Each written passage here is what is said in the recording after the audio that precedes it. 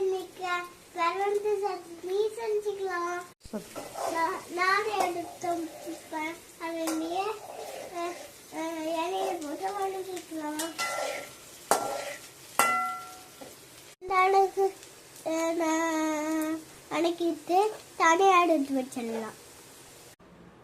பரண்டி எடுத்து வச்சுட்டு கடலைப்பருப்பு போட்டுக்கலாம். கடலைப்பருப்பு அடங்கினோடனே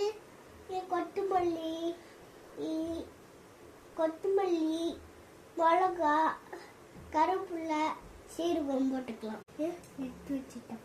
போடு. சின்ன வெங்காயம் தான் போடணும்.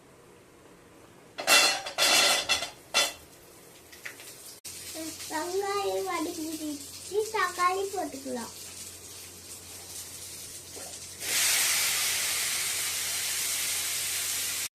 தக்காளி வதங்கினோடனே உப்பு கொஞ்சம் போட்டுக்கலாம்.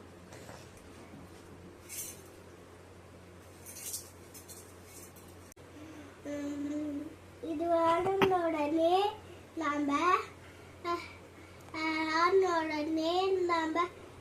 தேங்காயும் பரண்டியும் போட்டு அடைச்சிக்கலாம்.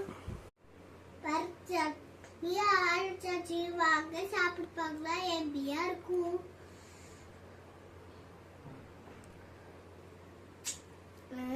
எம்மியா இருக்குது.